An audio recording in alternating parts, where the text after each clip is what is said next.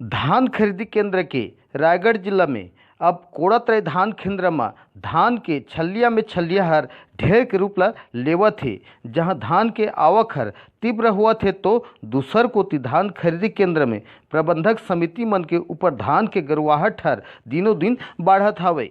कुछ दिन ही धान खरीदी करे के दिन हर अब बचे हावे, जहां धान बेचे के रेलमपेल आवक हर किसान मन के हाल बाल हर उग्र रूप बने हावे। जहां किसान मन शासन के नियम में धान बेचे में ताक में हवे तो फड़ में धान के कछुआ गति के उठाव हर जवाबदेह प्रबंधक मन के मूड़ी के पीरा बने हवे। जहां कोड़ात्रय, तरकेला, कोतरा, गोर्रा और तेतल धान खरीदी केंद्र में धान के जमवाड़ा हर दिनों दिन बढ़त हावे, परेशानी के डहर में धकेलत हावे। जहां जवाबदेह अधिकारी मन धान के उठाव बर कछु ध्यान नहीं देवत हैं और दरकिनार नजर आवत हैं। जेन मन हमर कैमरा ले बात करे ले हिचकिचाहट कर दरकिनार हुआ दिखाई दिन।